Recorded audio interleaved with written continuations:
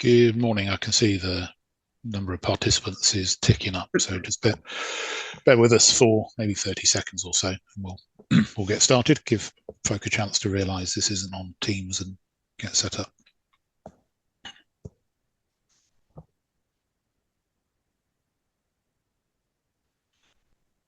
Okay.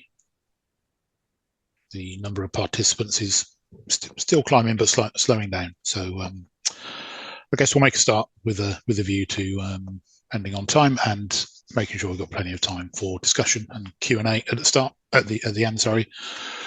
Right. So thank you all very much for attending this webinar. Should appraisal guidance be relaxed to reduce the hurdles for scheme implementation to enhance economic growth?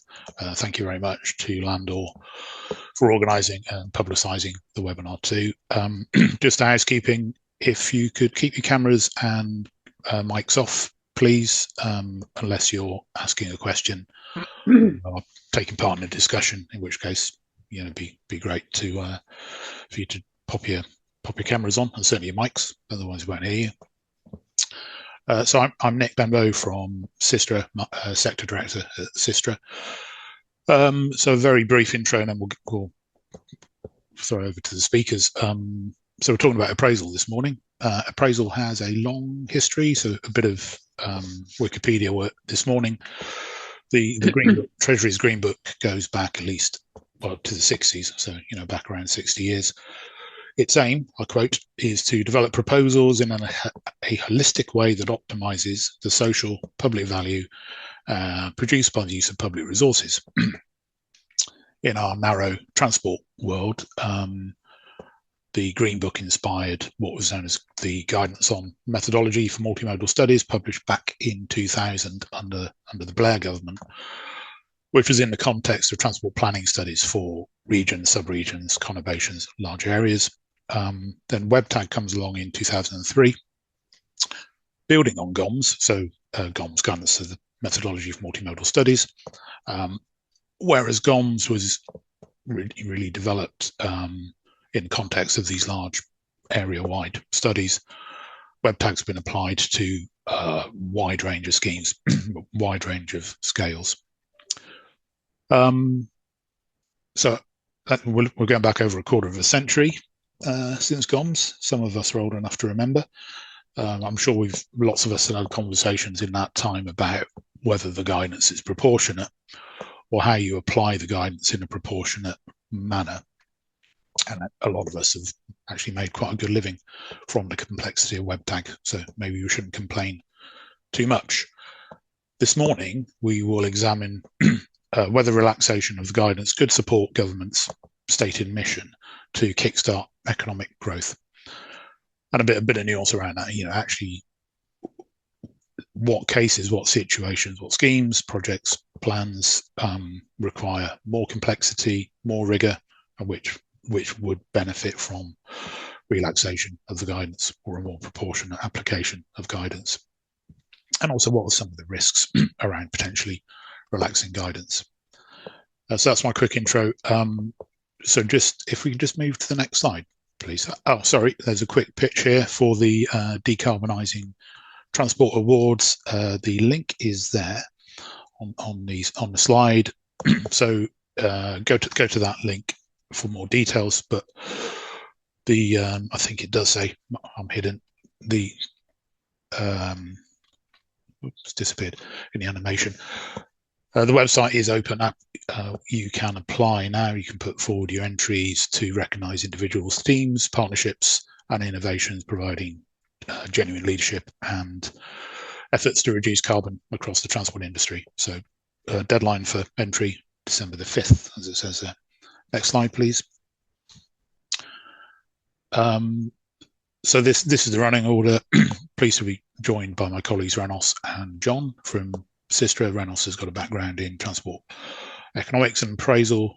John, a really strong background in transport modelling and appraisal.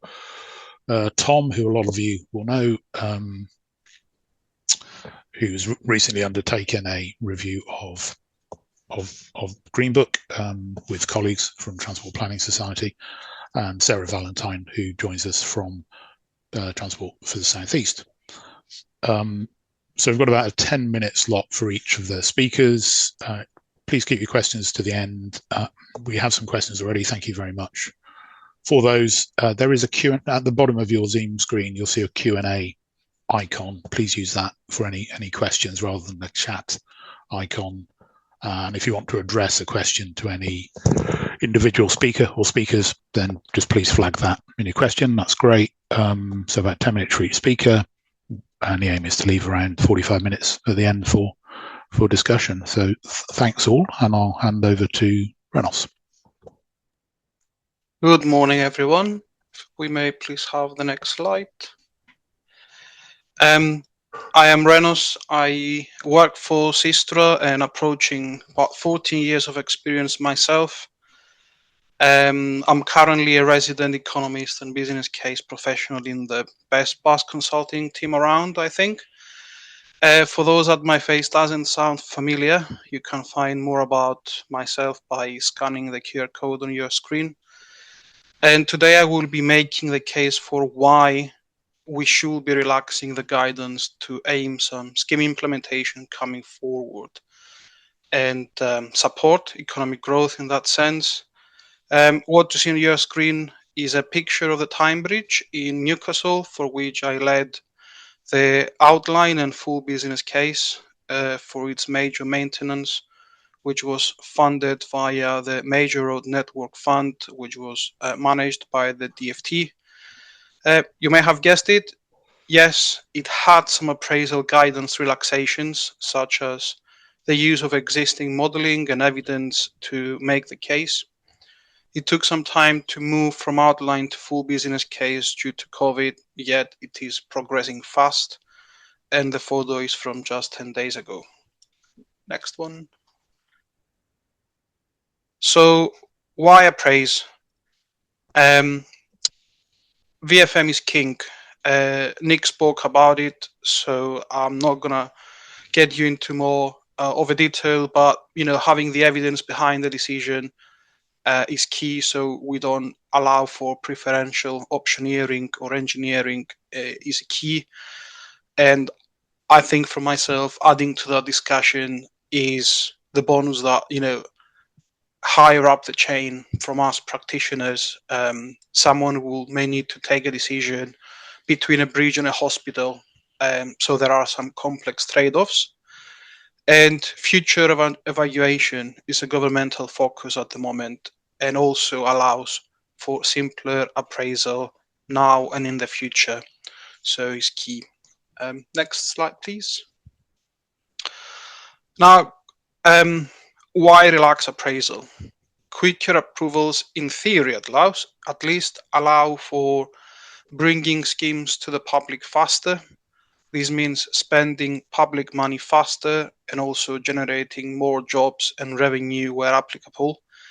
There can be discussions about whether the pot is constant or whether the pot can move faster and therefore have more schemes in, but proven in the past that quicker approvals help economic growth, whatever the sector is. For some schemes, less is more, just because they do not fit into the standard appraisal boxes. Example can be the access for all stations and any innovative schemes that you can think. If someone can tell me that connected and autonomous vehicles can be assessed in the same way as a bypass scheme, I will be happy to have this chat. More schemes to deliver include more of the same, but from more authorities that they can enter the game. Schemes difficult to appraise and schemes whose funding is not simply transport, but include private contributions and other governmental departments' funds. More importantly, schemes with strong strategic and or management cases, but not easy to make the numbers stack up in the economic case. This can be for being in a rural area, so economies of scale do not apply, or technology schemes, which the key question is, can they be delivered? So the focus is the management case. Last but not least, there are schemes which need to happen independently of the BCR, and we just need to face it. Who in their right mind will not maintain and close down the time bridge in Newcastle, used daily by hundreds of buses, thousands of pedestrians, cyclists, and cars, as well as being an abnormal loads corridor?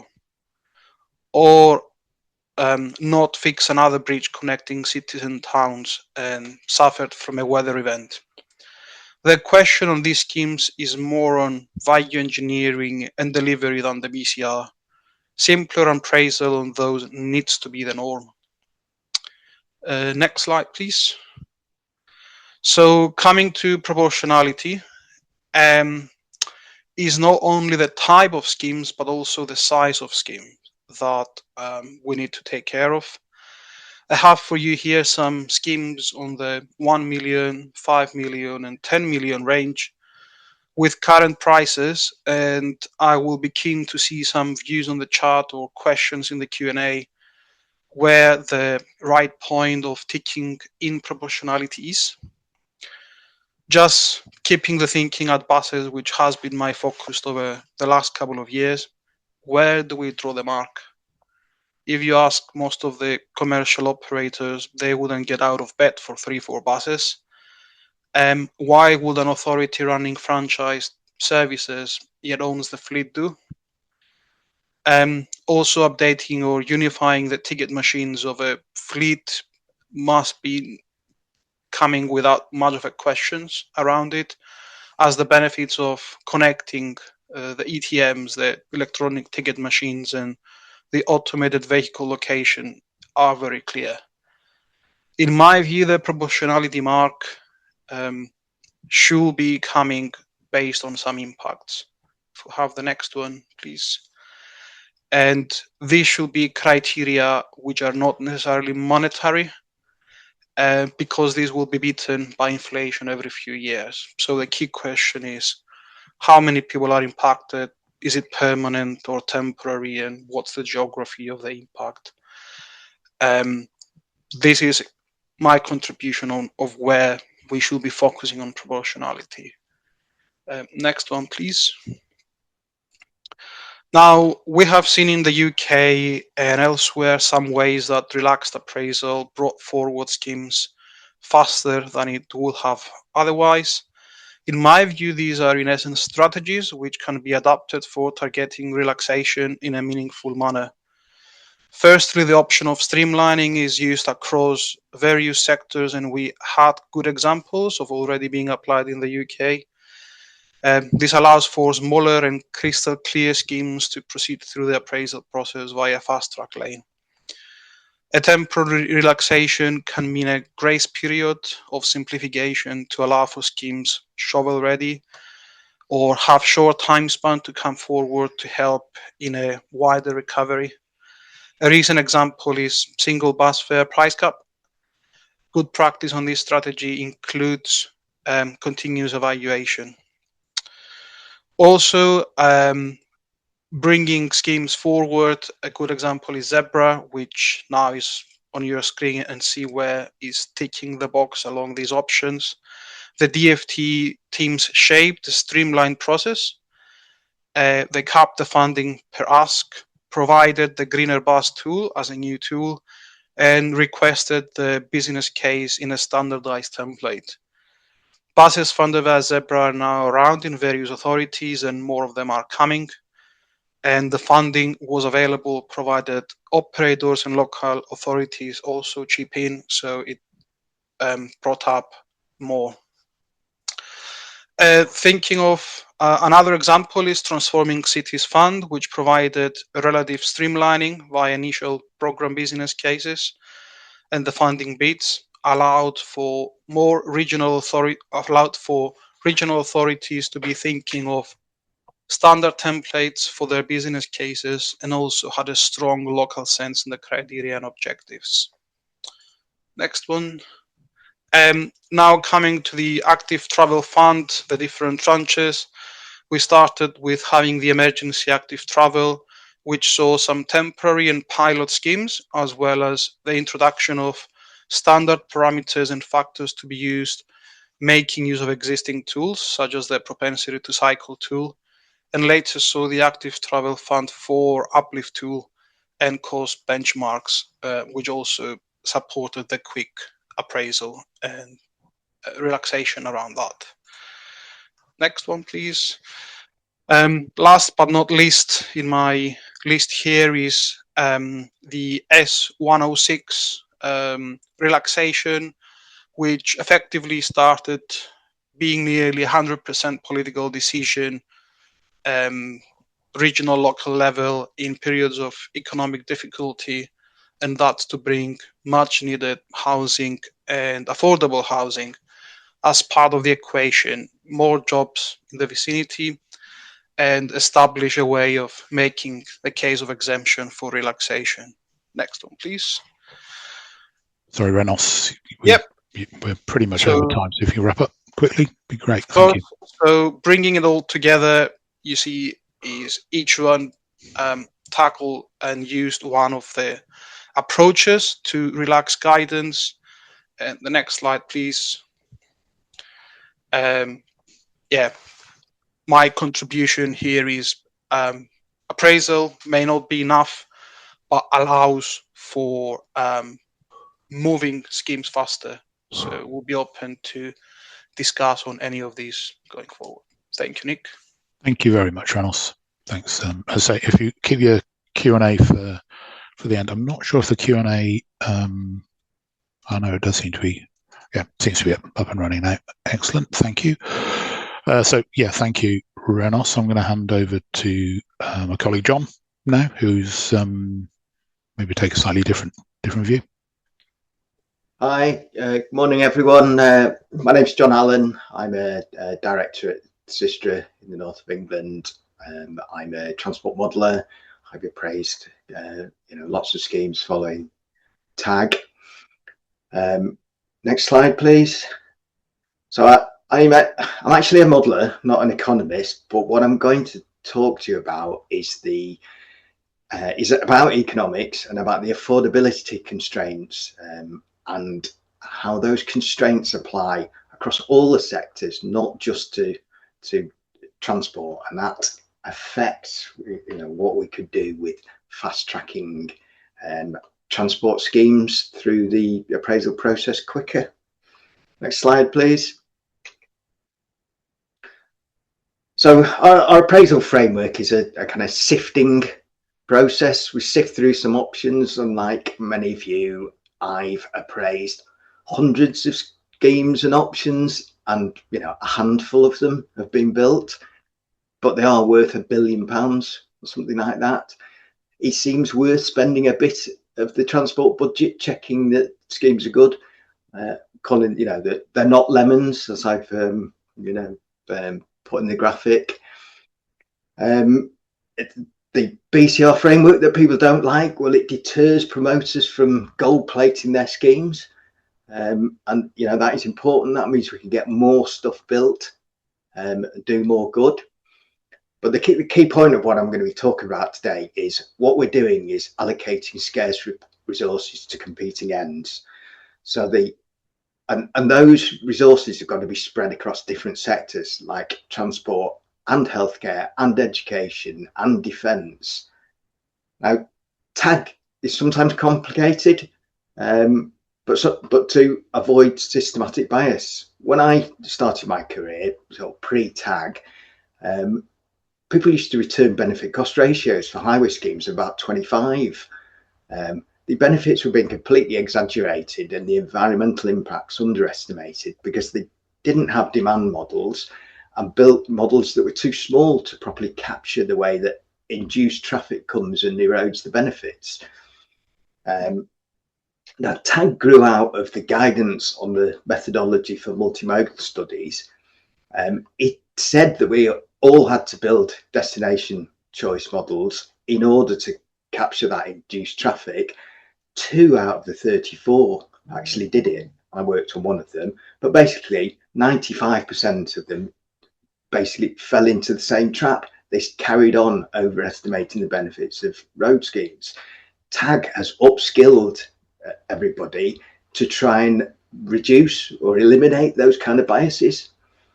So the sort of risks of relaxation are we're let through schemes with poor value for money that do environmental harm and are inefficient long term. They're not as good as the schemes that we that are the best, essentially.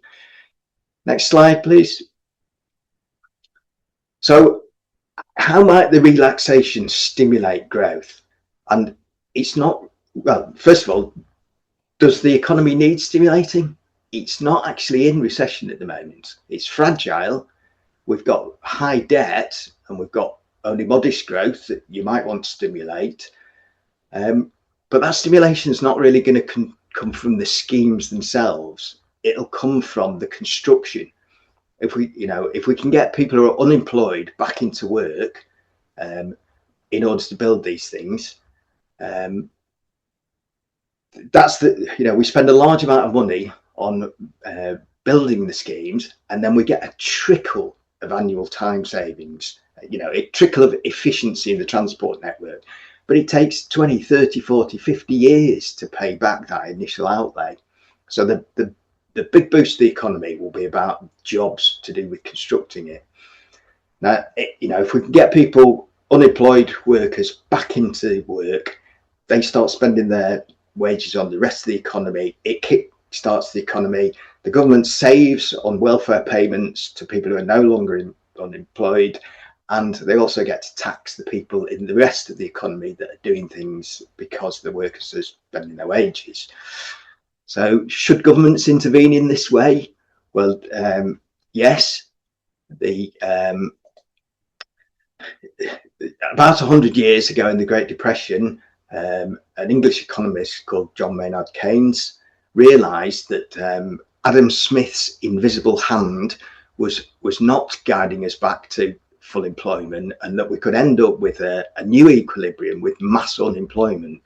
And the answer was for governments to intervene, to borrow money during recessions in order to commission schemes that would stimulate the economy and then pay back that debt once the economy was back on track. Now, that worked for a while, but in the 1970s, after the oil shocks, we encountered something called stagflation. That was a mixture of a stagnant economy and high inflation at the same time. And about that point, the people realised that it was important to curb inflation. It can become rampant. You can end up with people having to wheel wheelbarrows full of banknotes round to the shop to pay for a loaf of bread. And then the last bit of our kind of story for today is Gordon Brown came along, and he did two sort of important things for what we're discussing. He made the Bank of England independent in setting the interest rates, so that the idea that there was to stop governments from kind of bribing the electorate when elections were coming up by changing interest rates, lowering interest rates, taking a short-term view. And then he also set his golden rules. There was rules for how he was going to run the economy to give the markets confidence that the economy was being run in a sensible long-term fashion. And all the subsequent chancellors have set their own fiscal rules. Next slide, please. So if we are going to stimulate the economy, is construction the right sector? Well, other sectors have got higher slack. So slack is a sort of technical term in economics. It covers, unemployed workers, underemployed workers, then idle capital, things like factories and equipment not being used. So construction isn't the worst one. In fact, it's got 140,000 unfilled vacancies. 95% of the levelling up transport projects are delayed, and part of that is because we can't get the people to build what we're trying to build. So in thinking about which sector to stimulate, we need to think about do the unemployed workers, in other sectors like retail and arts have skills that are transferable into construction? Probably not. Construction's, a below average productivity sector. And if we do try and stimulate a sector that is actually close to full employment, we just drive up wage inflation. And then the Bank of England will respond by driving up interest rates to try and keep inflation down. And those interest rates will make the schemes even more expensive because it costs the government even more to borrow money. Next slide, please. So Rachel Reeves has a set of fiscal rules as well. She's got two primary rules. The first one doesn't especially matter to us. That's the sort of revenue budget, the day-to-day spending. That's got to come out of taxation. She's not going to borrow money to pay for the day-to-day running. The second rule is the one that matters to us in the context of whether we should be borrowing money to pay for transport schemes. And that is that at the end of the 5-year forecasting period, the debt as a share of GDP needs to be falling. Now, that is only just happening, and Rachel Reeves set herself a kind of lower headroom than previous chancellors. So in effect, she's used a lower optimism bias kind of value than the others have used.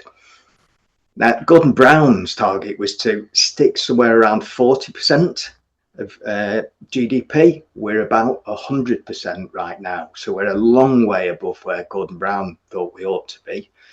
Now, we're already cancelling transport schemes with affordability as being one of the reasons why we're cancelling them. So if affordability is a problem, what should we cancel instead?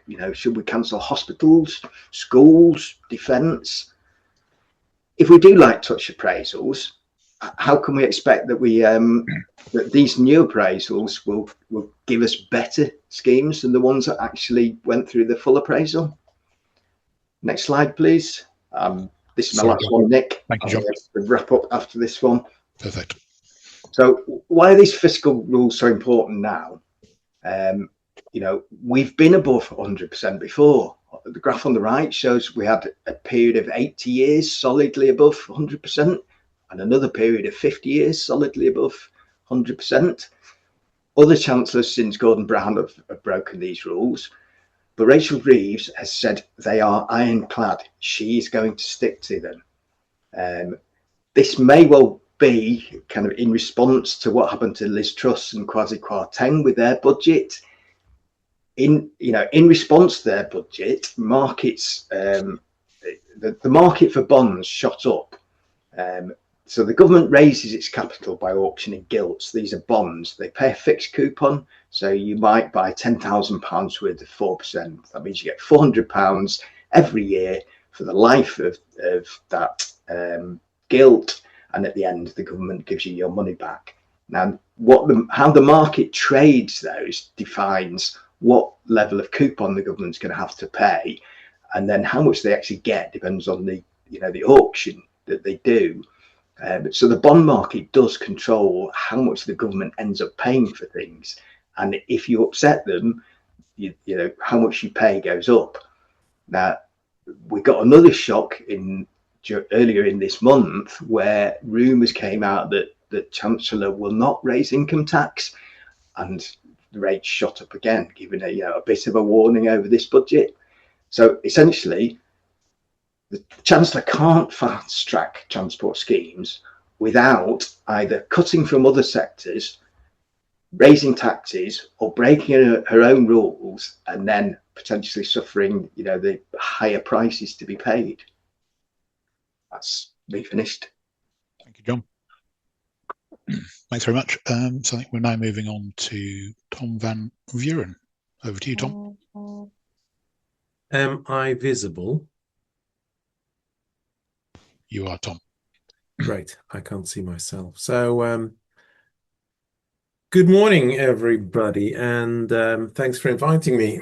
I could wear many hats today. For example, I'm head of digital transport at AMES or a visiting professor at the University of Leeds. But today, I'm wearing the hat of a member of the policy panel at Transport Planning Society. Next slide, please. I was intrigued when being asked by the title of the webinar today, which has led me to concentrate on the following two questions.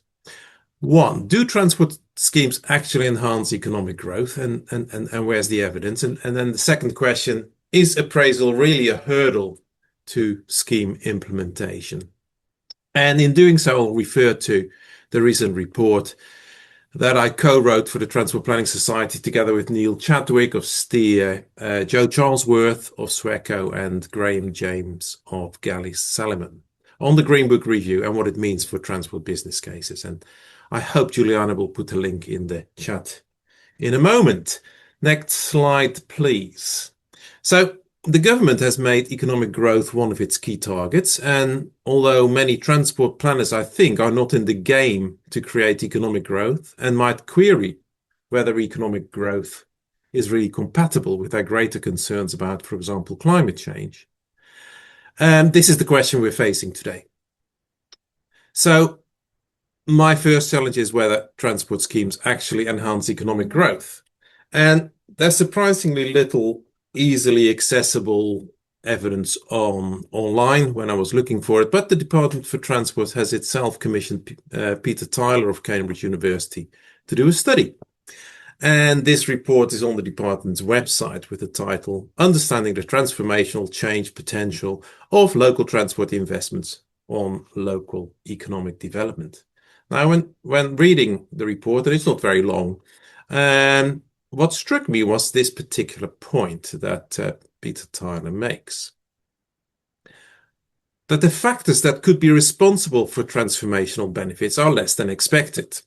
And I interpret that as transport schemes do not necessarily enhance economic growth, despite, for example, the increase in accessibility and the associated values that we calculate in our modeling and appraisals. And he goes on to identify why this might be the case. And I picked up 5 of his points that struck a chord with me. First of all, he makes the point that there is no clear definition of transformational change. And that's something that we also picked up in our Transport Planning Society report. And one of my co-authors actually said that there's a risk in our work that we equate big and expensive with transformational. Tyler continues his arguments by saying that what we need is improved theories of change.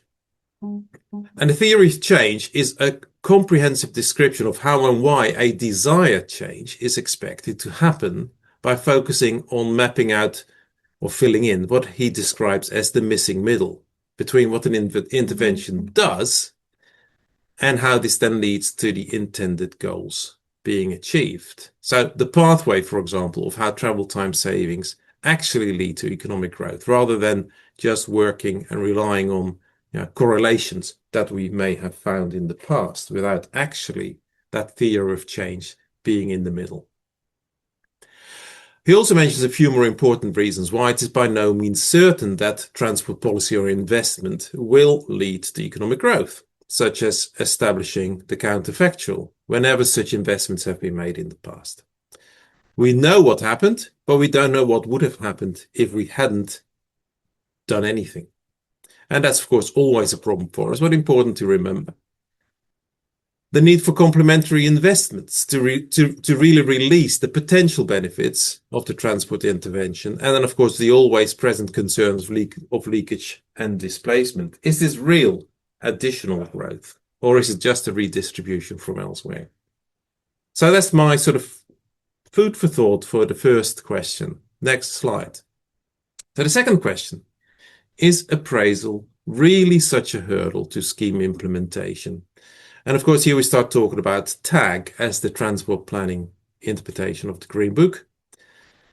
And the Transport Planning Society's recommendations focus on 3 areas that we consider deserve attention in this respect and could reduce those real or perceived hurdles. This is, first of all, the time it generally takes to put a business case together. Secondly, what the business case focuses on. And then finally, where in the profession is the lack of capacity and capability that really affects progress the most. And in the TPS report, we make 22 recommendations. For this webinar, I think these are the key points to bring to the table. Next slide. In no particular order. So I'm just checking if we are still on target. Yes, we are. The Green Book makes a strong case for place-based business cases, and this is actually mentioned more than 40 times in the Treasury's policy paper. In comparison, transport modeling is actually only mentioned once. Obviously, transport modeling is not the issue. Currently, TAG is actually pretty silent on place-based business cases. Of course, has traditionally focused in most of our experience on single projects. So we believe that guidance should be developed to make that jump, which includes a view on the value for money of the constituent schemes, not just making sure that the impacts are greater than the sum of the parts, but also that each element of that place-based business case has got value and contributes in its own right. So this leads to another challenge for the department to update its guidance. If and how programs of schemes can be considered as transformational, and transformational, I believe, is really important for economic growth, even if the individual projects within that program are not. This is not easy stuff, and I think we as a profession have perhaps danced around that handbag somewhat. So speaking about transformational and aligned with what Peter Tyler said, we advise that the department should really define what makes a transport scheme transformational. And if it's considered to be transformational, provide clearer guidance on appropriate modeling approaches, such as supplementary economic modeling. Personally, I've made that case before. I feel that if we continue to speak about wider economic benefits, we in effect consider these as a secondary effect, a nice to have. Whereas if we seek economic growth, when we seek to stimulate the economy, economic impact should be front and center in our modeling and in our narrative. On the other end of the spectrum, more guidance and clear definitions should be developed on what proportionally really means. In reality of appraisal. So surely not cheap and nasty. And I think also surely not just qualitative. Good practice examples could be brought in and published. And in general, we actually in the Transport Planning Society support that publication of business cases, all business cases, not just the often highly technical and monetized final business cases, and also not just those for major schemes that the department deals with, but also those produced for and by local authorities. Which brings me to my final point.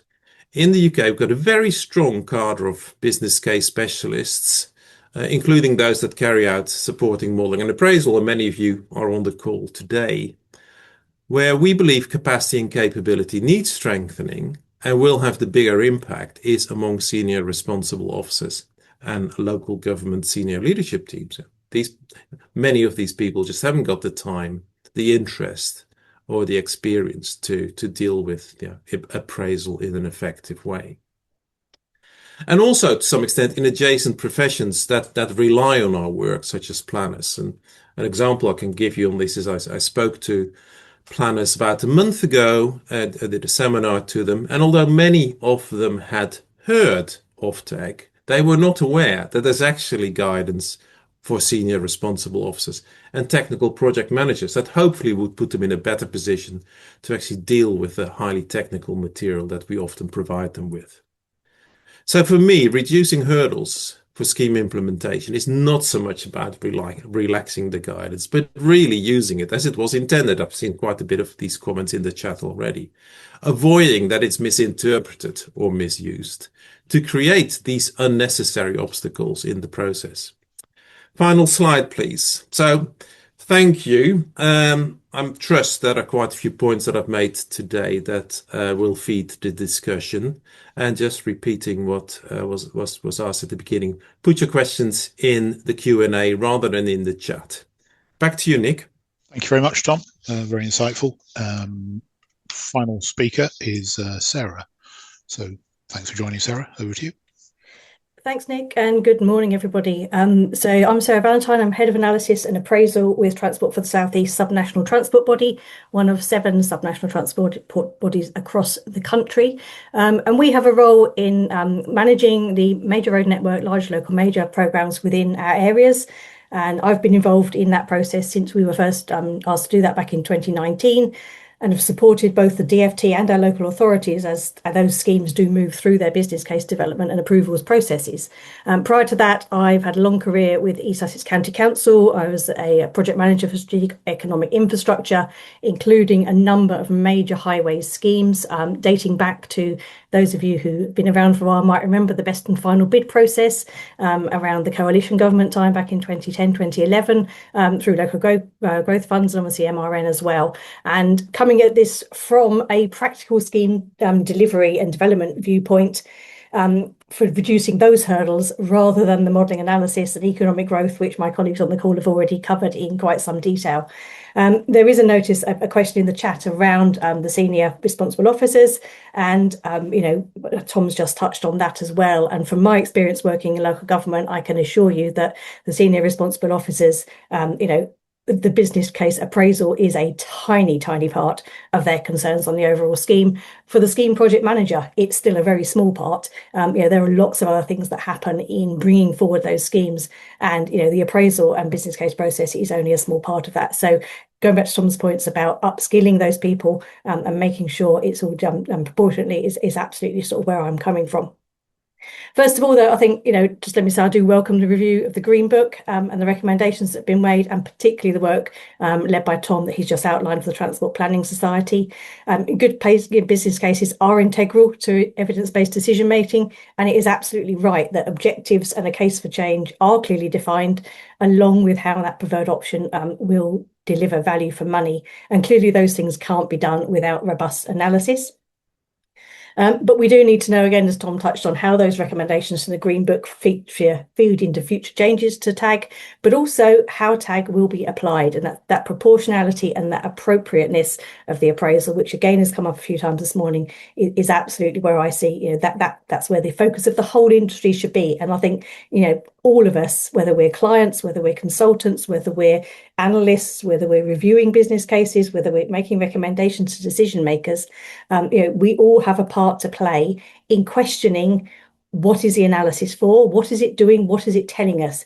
Is it answering the questions that the schemes are seeking to answer? And is it going to add to the discussion and influence the decision that's taken? And I think if the answer to those questions is no, then we should all probably be questioning, well, do we need to do it, or should we do something more appropriate? So even with my engineering background, which is where I do come from, and obviously therefore a strong desire to actually go and build schemes, none of these schemes that I've ever been involved in building have just been dreamt up. There is always a strategic case. It's linked back to policy documents, strategies, local transport plans, national programmes. And this strategic case is really what should indicate the questions that the business cases need to address. The other thing to say is that analysis is really expensive. Building models is really expensive. Building business cases is really expensive. And that money, at a time, we're going to hear today from the budget, I'm not quite sure what exactly we're going to hear, but it may not be good. But in local government terms, all local authorities are really, really up against it in terms of the financial situation that we face. And there is that question, is the money better spent actually delivering schemes to bring those economic benefits? Or is it better that we spend more money carrying out more analysis, more appraisal, so we can maybe be a little bit more certain whether or not it's the right decision that's being taken? So just by way of a couple of examples from my career, I was involved in a new access road into a port on the south coast. The existing access was via a residential road that was lined with terraced houses. There was a nursery. There was a lot of, residential stuff going on there. The new road itself was 650 metres long. Unfortunately, though, that 650 metres had to cross a railway line and a tidal creek. And so it was a really expensive 650 metres of road. And the initial transport BCR was 0.1. Very, very limited transport benefits. But the whole point of the road was to open up the port area to further development, to bring more jobs, to bring those industries into the town. The town itself is an area of high deprivation. And to make the access more appropriate. Why is the access to a port along a residential road? That's not a good situation. The model that was being used was about to go out of date. The base data was about to go out of date as according to the rules in TAG. And that is the controversial thing as well. And I would very much suggest that TAG, it is transport appraisal guidance. And again, through the industry, we need to focus on the guidance aspects of it. It's not hard and fast rules. But there were suggestions that we should collect further data and update the model. And we had a lot of discussions with Department for Transport, who are obviously the approvers in this case, and I would really like to just credit those people being open to those discussions, and how we could make a better case. So the question was put: would updating the model ever make the BCR be over 2?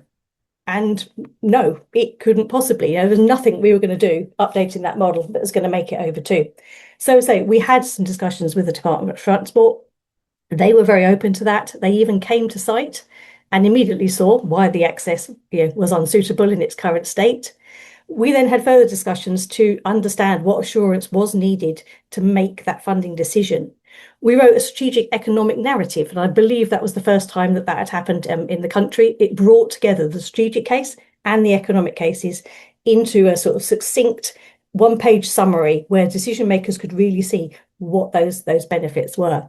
We also agreed some additional analysis on the GVA benefits, and this whole scheme became a case study in TAG for capturing local context in transport appraisal, and you can find that on the DFT's website now. The scheme has since been built. The development in the port has happened.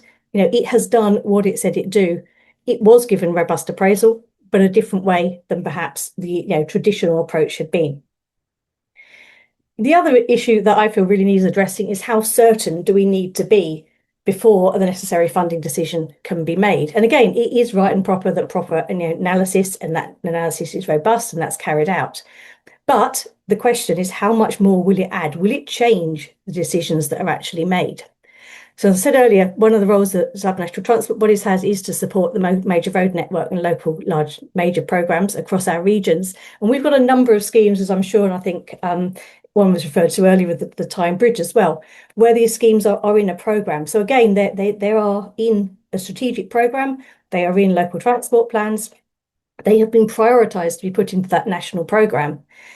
And, we have those schemes there. So the business case is developed and submitted, vast amounts of analysis undertaken. And then we have, very familiar to all of you, I'm sure, a set of further requests and additional analysis, other questions to be asked. And I think, again, here is somewhere the whole industry could, make a big difference by just questioning what is that going to add. So some examples from our area, we know we've got, additional questions to answer. That's resulted in maybe sometimes £50,000 worth of additional fees to consultants to carry out further analysis. We also have costs in time and delays to start of works, the effects of inflation. Some schemes waiting for, up to 18 months or so for a decision. The costs are constantly rising at that time. At a time when, as I said earlier, public finances are really stretched, and particularly that revenue funding needed to develop those schemes. So I think just taking a step back, and it may well be that it is the right thing to carry out additional analysis, but just let's, as an industry, take a pause, ask what is it, what's it going to change? Will the decision that is taken ultimately change? How sure do we need to be before we can make those decisions? So I think just as a summary, I welcome the Green Book review and look forward to the TAG updates. But my hope is that within that, it is that practical approach to how this is all applied. Really focusing our minds on robust analysis that supports the objectives of the schemes and gives people that required level of competence for decisions to be taken. And again, all of us, I think, within this have a place to play. The clients who do need help understanding what it is that's needed, consultants who are our professional advisors, you have a role in telling us what it is we need to demonstrate, reviewers and decision makers as well. And I think just take the time, ask questions, challenge the value of the analysis that's undertaken, and ensure it gives the answers to the questions, but in a proportionate way that makes best use of those stretched public finances. Thank you.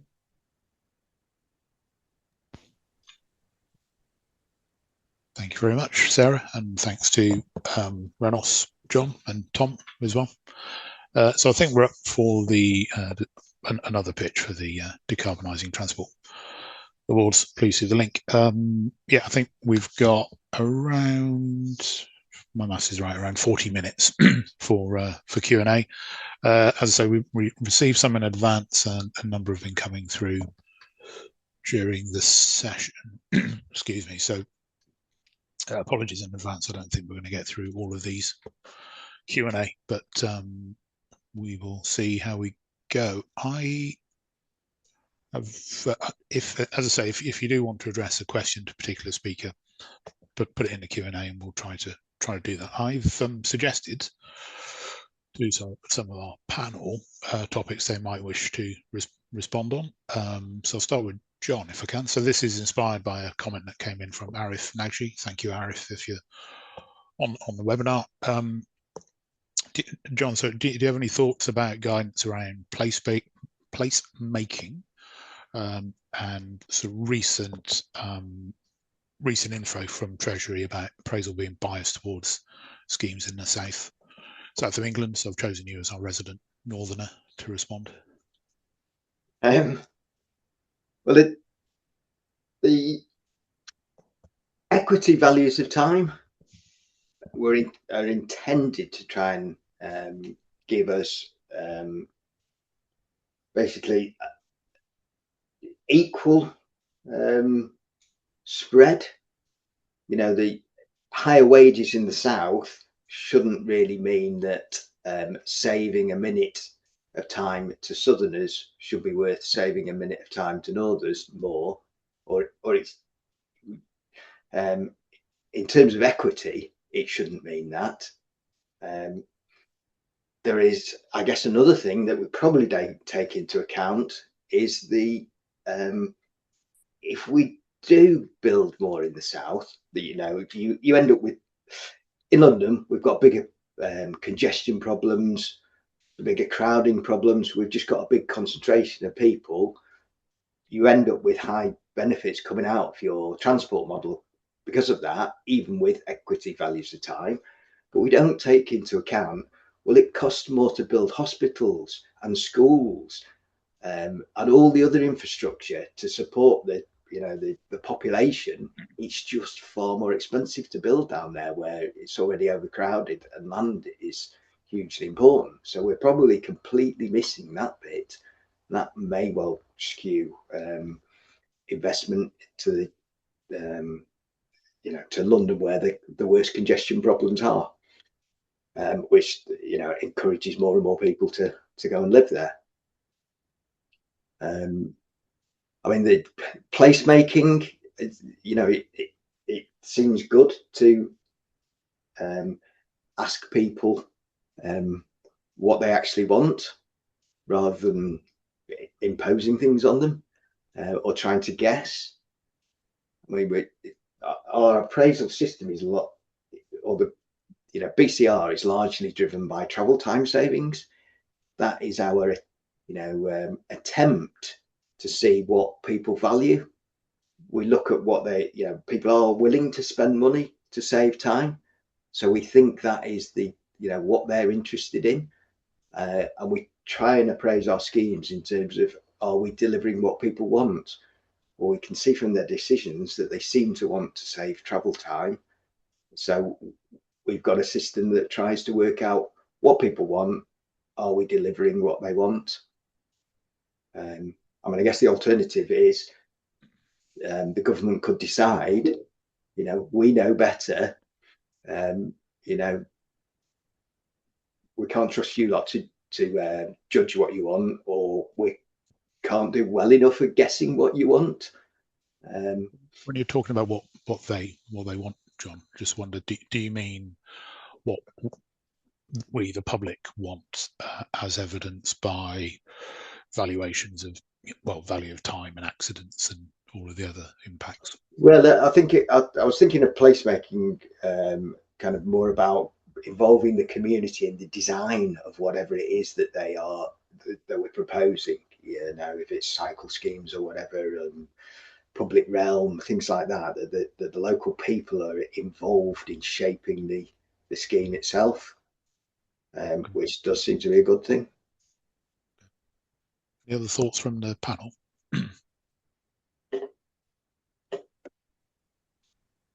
Sarah? Yeah, I suppose as the resident southerner on the panel, yeah, I mean, we would strongly dispute that all the investment is going to the southeast. It's, you know, and there's a massive distinction between London and the southeast, but we very often get lumped in as one. And I think, you know, you've only got to come to the place-based issues. There are issues in the southeast, there are issues in the north, they're all over. So this whole, you know, should the money go to the north, not the southeast argument is not something that we recognise down here at all. Yeah, thank you. I think Nick, jumping in there, Philip Thiessen made a good point that it's in the end not about comparing north to south, but it's comparing alternatives to solve a particular to address a particular problem for which you want to compare the alternatives that you have available. And I think also in that respect, if we continue to focus on different ways in which value for money is achieved rather than just a BCR, then these numbers should be much less important. So it's a driver here of getting that value for money discussion more widely rather than just the monetized benefits in the BCR. Thanks, Tom. Okay, so thanks, Arif, for that comment, which prompted that discussion. Thank you very much. The next one I was going to come to came in from Tim Gent. So thank you, Tim, for this one. Renos, I'll pitch this one to you. So you've had a few minutes to think. So the comment is the paradox of promising lower barriers. Scheme promoters assume political buy-in will carry their scheme through, fail to build robust factual justifications, realise too late, and must redo work, slowing delivery, not speeding up. So as the to sort of typecast you for this webinar, the advocate for simpler appraisal, do you have any thoughts on that? I think I could relate reading Tim's comment there that we've seen, at least myself, schemes that have a lot of political backing coming in and approaching the appraisal as a process just to, you know, do it quickly because we have the political backing, and therefore it ends up being a more difficult exercise to go through instead of using that process to enhance the scheme and, you know, make best use of the political backing that exists for a scheme. Now, any relaxation in the guidance can end up being a backdoor for political influence. Let's not forget about that. From where I stand, I think the relaxation, to be meaningful and effective, should be targeted. So it's not about doing a favor to a specific scheme. That's not about where I'm standing and what I'm advocating for. Is, you know, a whole program or a fund that, you know, is meant to deliver across the UK or in specific regions, should be done in a coherent way, simple, clear, instead of every scheme trying to find out how they implement tag and etc. So best case I can think of is Zebra, clear to process, simplified appraisal, direct questions and answers approach. I think correct me if I've misinterpreted it. I think one of the things you're pointing to there is really and we've been having this discussion for 20 odd years, the need for sometimes clearer guidance on what is proportionate for particular kind of schemes. And I think the zebra example's interesting and useful, where for a particular nature of scheme, the requirements were sort of clearly laid out. So hopefully to streamline the process, but also to ensure that the decision makers were getting the information that they needed with a level of analysis and robustness and evidence base. Yeah, that was appropriate. Yeah, I mean, no one in the right mind, I think, will be thinking that not having a factual justification should be allowed. I'm not advocating for that. I think we shall still be looking for that, but in a way that is easier to follow and doesn't take 3 years to appraise a scheme from start to detailed business, full business case. Yeah. Thanks very much. Anything else? Any thoughts from others on the panel?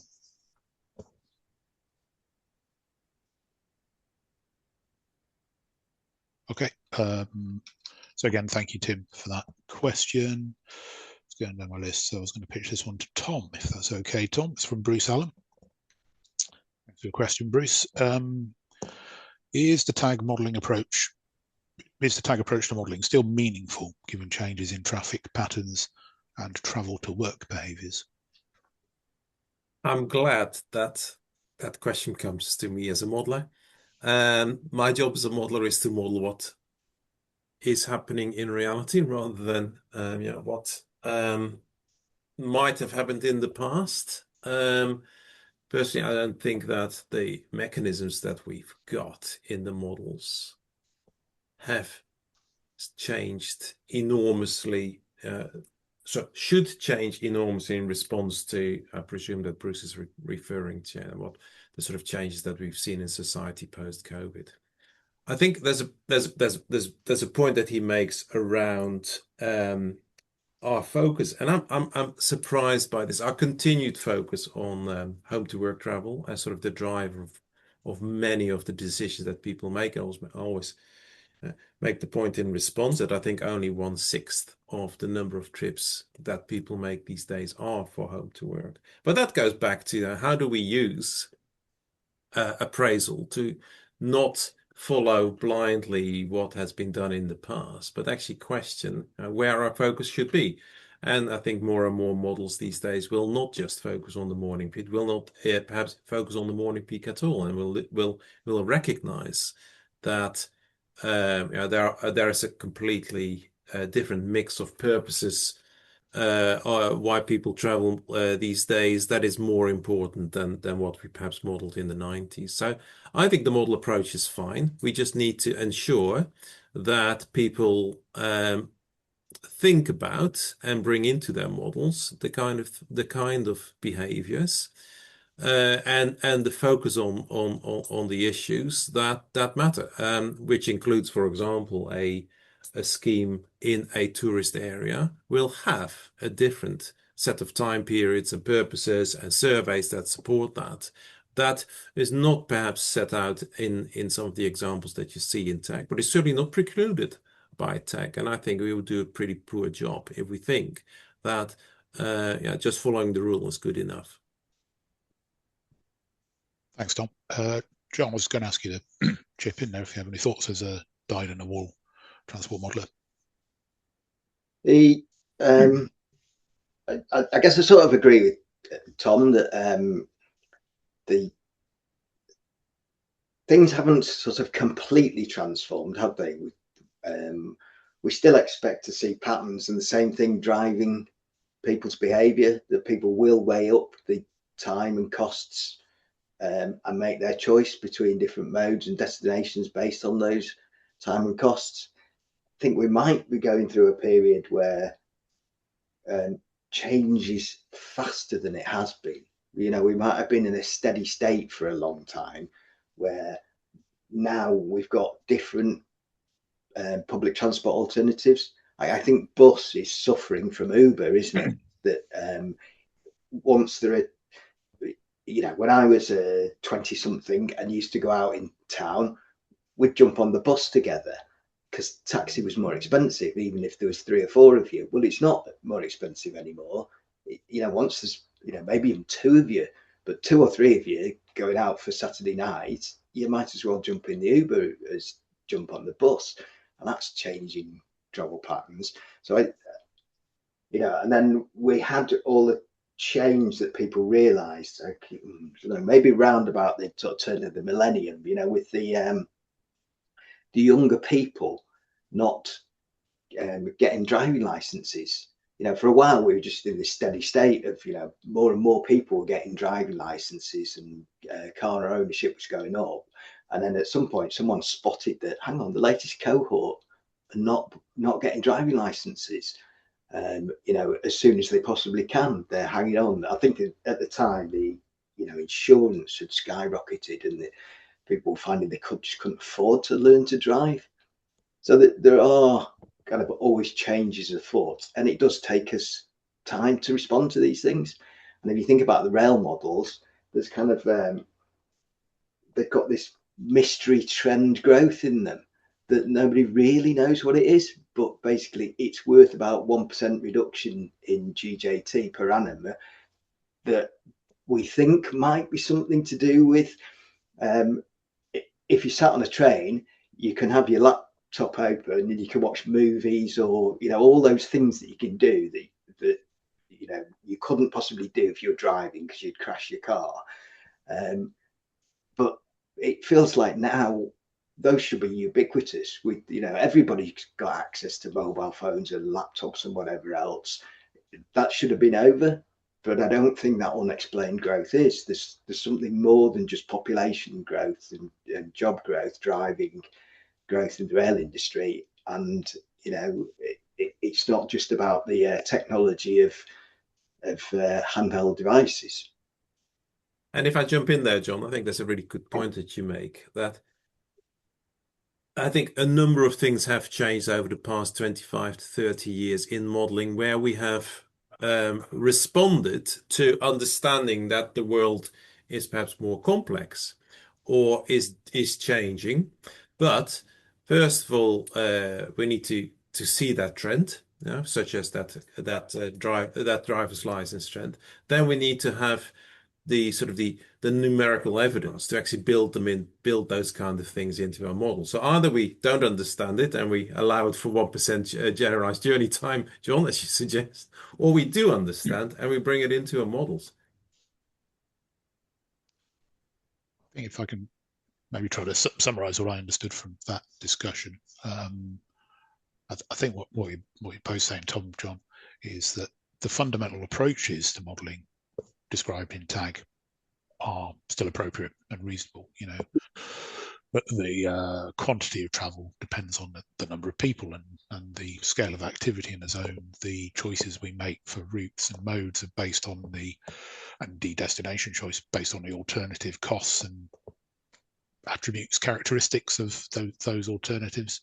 But the travel environment is changing and other things are changing. I'm sitting in my spare bedroom this morning, probably wouldn't have been doing this from my spare bedroom 10 years ago. So whilst the basic principles are robust, we really need to think about how we apply those principles to a particular location. I think Tom gave an example of a tourist area, or how we adapt our techniques as the world changes, as Uber and taxis have become more affordable and more, I suppose, affordable, but also more convenient. It's there on your phone to grab an Uber. So I don't know if Sarah and Renos, and apologies, I'm doing you a disservice, maybe less dyed in the wool, or maybe I think maybe it's a compliment, not dyed in the wool modelers. I don't know if you have any thoughts. Yeah, no, yeah, the points that have been made, I totally agree. I think that's why it's so important that you look at the scheme and what the scheme is due to, trying to deliver and where it is. I mean, in the Southeast this year, we've recently carried out a regional travel survey. So obviously there is the National Travel Survey, very ably carried out by the Department for Transport, but that generalises across the entirety of the country. Our Regional Travel Survey has shown very, very good correlation with those, what the National Travel Survey shows, but also the regional differences and how it does apply. And that's why it's so important to look at, the location of the scheme, what the objectives of the scheme are, and make sure that the data that underpins the analysis that's used is appropriate to what it's actually, where it is and what it's trying to deliver. So yeah, very important. Thanks, Sarah. Renos, any final thoughts on that topic? I think all those bring together the strategic case, which will be very useful, as what Sarah just described. But I think when it comes to the numbers, is focusing is what is needed for the appraisal and carrying something over to monitoring and evaluation, and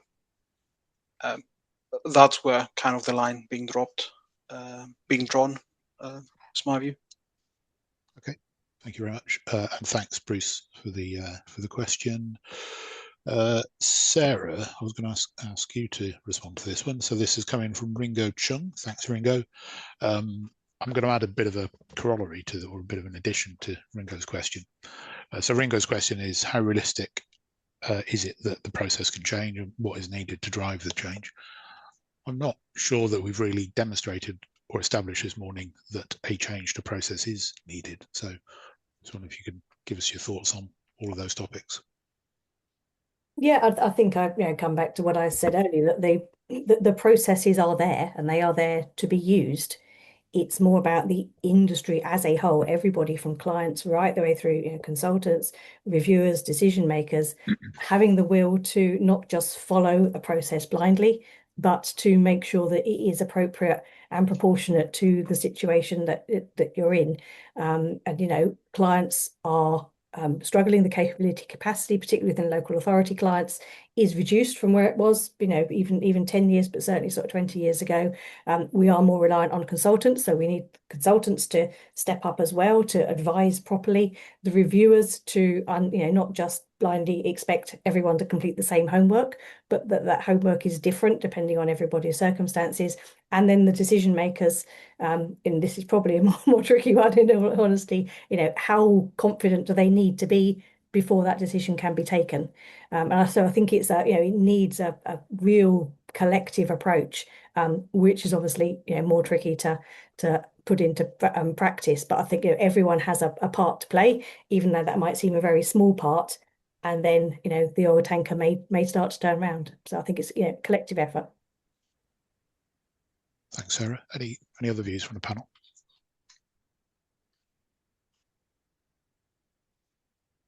No. I suppose one thing I kind of mentioned it in my sort of intro to me was, we all appraise hundreds or maybe even thousands of schemes over our careers, but hardly any of it gets built. It is a sort of process of sifting out the weaker ones. What we are, there just isn't enough money to build everything that everybody thinks of as being a good idea. And part of what we're doing is trying to whittle down that set of ideas to the best performing ones. We should expect that they don't all get built. Indeed. Sorry, that was from Ringo. Thank you for that. Sorry, any final thoughts? I think Reynolds or Tom. No, sorry, I'm already looking at your next question that you put in the. Sorry, yeah, in the chat. A glimpse behind the curtains. I'm trying to tee up the speakers with questions, so trying to look at 4 screens as we go. I think we've got maybe another 12-15 minutes or so for questions. So I guess at this rate, we're running at about maybe 3 or 4 more questions. So thank you very much for everybody who did ask a question, and apologies that we're not going to get to them all. So I teed you up, Tom, with a question from John Elliott, asking the speakers to address how the whole appraisal and funding system can be made more representative of what's likely to happen, be less opaque to decision makers and the public, and reduce overheads in delivery of infrastructure. So thanks, John, for your question. Tom? I think that the question really illustrates that whatever we as experts in modeling appraisal try to do, and whatever clarity we believe we bring to the discussion, decision makers and the public still don't get the information that they need. I mean, I don't think it's opaque, but obviously, if John says this, other people perceive it as opaque. It is really difficult. And I think this requires us to continue to focus on getting that narrative right and not hide behind the numbers. The strategic case should be able to do this, and as I said in my talk, I think the strategic case should have numbers in it, should be based on quantitative evidence as well as qualitative aspects that are perhaps necessary at that stage. It's really difficult. I don't know people in our field that really have succeeded making the appraisal and funding system less opaque to decision makers and the public. I do disagree with you, John, that the appraisal system is not representative is likely to happen, because that's the whole reason why we're doing it in the first place. We're not modeling and appraising to model something that is not going to happen. We model and appraise to as well as we can what we forecast as would happen under the conditions that go into the models. So it's a long and convoluted way of saying I don't have the answer. I think we need people to come from both angles. Why do people not understand it? Why do people consider it as opaque? Why do people feel that the modeling appraisal and funding system is not representing reality? So maybe something for the professional organizations to again spend more time on. But yeah, I don't think it's opaque. I don't think we model, and I do think that we model what's going to happen. But if that's perceived as not happening, that discussion needs to be had. And as I said, I'm happy to be involved with it, but it needs the input from both sides. Thanks, Tom. Any other thoughts? Can I just chip in a bit? So in our transport model, we've got like millions of numbers, haven't we? Matrices of 1,000 zones is 1 million numbers, and then we split them, into different segments. We assign them. It's just there's so much stuff to sift through. To explain any given result, it is all. There is. If it's a highway model, we're solving ward-drop equilibrium. We know what the model is doing, but the actually explaining all that and going into the individual, this origin to that destination is using this set of routes, that kind of stuff is tremendously difficult to unpick. If you get a weird result out of your model, you can't just sort of glibly say, oh yeah, of course it's that. You spend hours and hours and hours. People who are experienced in this stuff, who do it all their life, it's the main part of their job, spend huge amounts of time trying to work out, what's going on. Why are we getting that result? Is it a mistake in the model, or is it a genuine result? It's just not very easy to explain this stuff.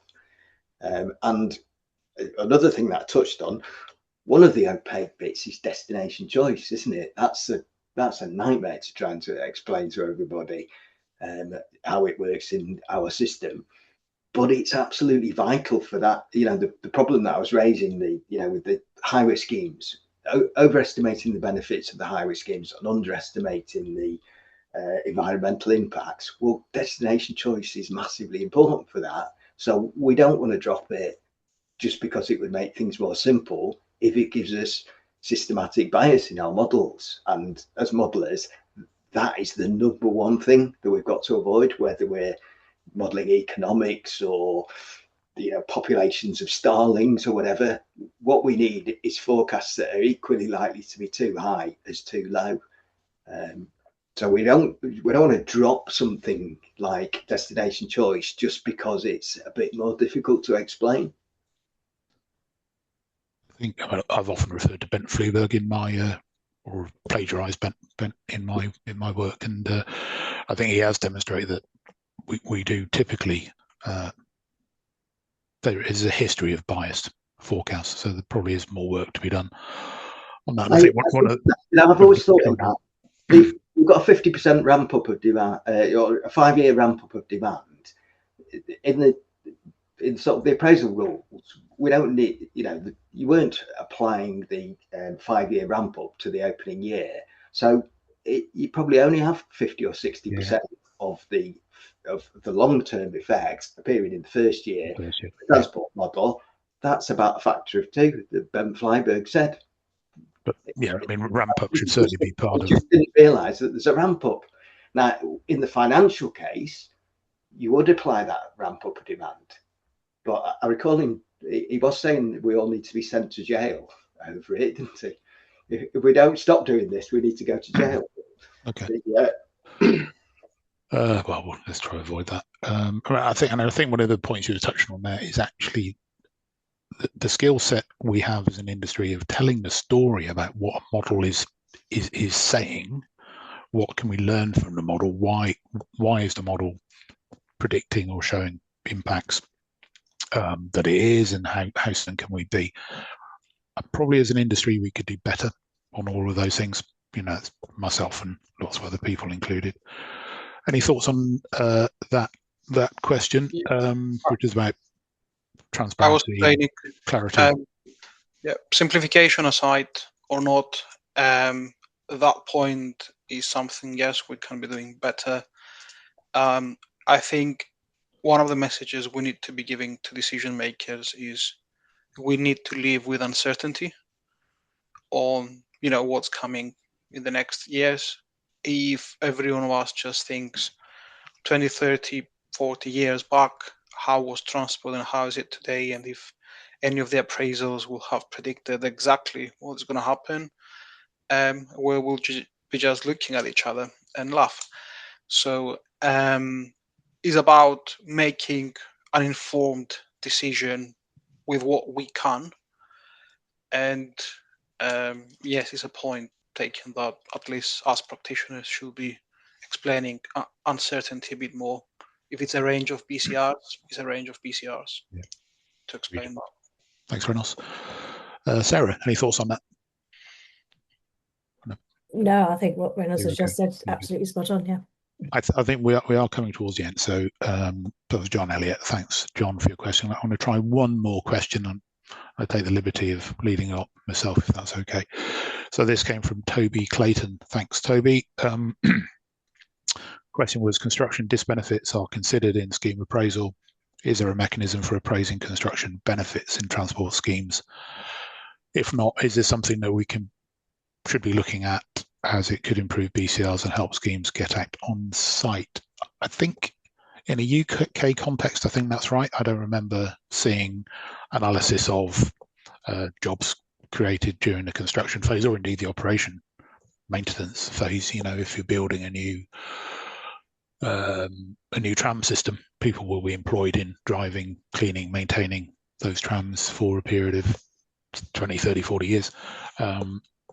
In some of the international work I've done, we have done that. We have gone and researched how many jobs are created to construct a scheme of a certain type and a certain nature.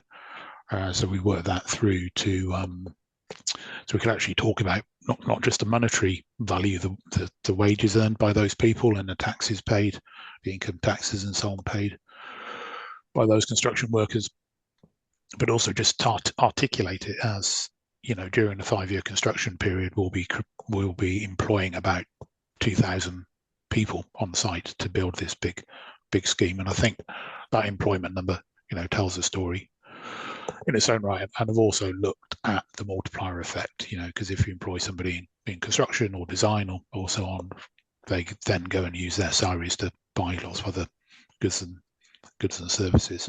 So I think it can be done, and then you get into things that are beyond my skill set, input-output models, and so on. I think can be done. And forgive me if I'm mistaken, I don't think it's currently captured in WebTag. Any thoughts from the panel? I was to say, Nick, if I remember rightly, in some earlier versions there was mentioned about the GVA, gross value added, of a scheme coming forward, direct works, direct jobs and indirect, but being reported in the strategic case and not part of the benefit cost ratio calculation. Support the case, but it cannot be part of the welfare analysis. Has been the position. So yeah, there is possible way. Yeah. Thanks. Rest of the panel, any thoughts on that? I think we'll probably make this the last question so we can get on to thanking people and so on.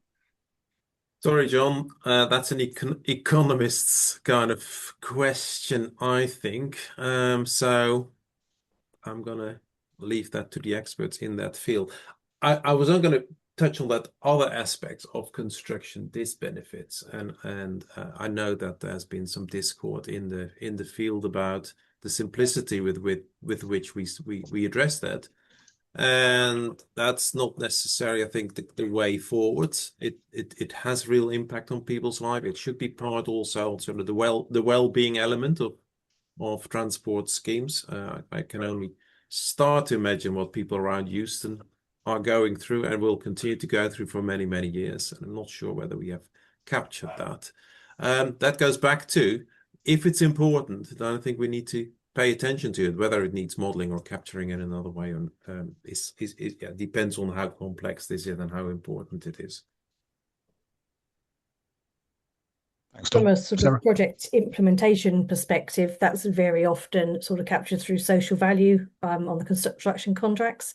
What proportion of the construction jobs will be available locally? How can the local workforce be upskilled to make sure they have those construction jobs? So I think that's a different way it's captured. Obviously, that's not taken into account at the decision-making process, but certainly as the scheme is delivered, that's certainly something that public sector clients in particular are interested in. Do you think it should be captured in the business case, those social value impacts and benefits? It's probably another one of those proportionality type questions. I mean, something like the Lower Thames Crossing, I know National Highways are doing all sorts of work to upskill the workforce in the area and make opportunities available to local businesses. Obviously, lesser schemes, there's again lesser opportunity for that to happen. So again, it's probably a proportionality kind of issue.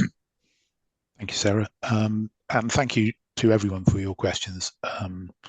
We had the opposite problem of tumbleweed blowing across the virtual stage. We've had far more questions than we could possibly get to, so I apologise to everyone that we didn't get to their questions.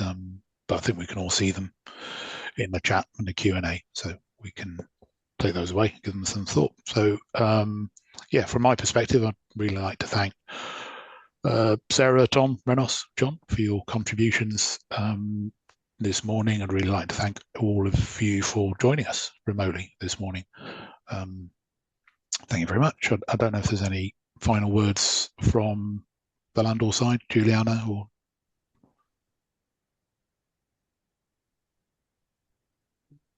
I guess I'll take that as a no and give you, sorry, I hate the term, but you can have a minute back. Yeah. Thank you, Nick. Thanks all. And everyone. Thanks.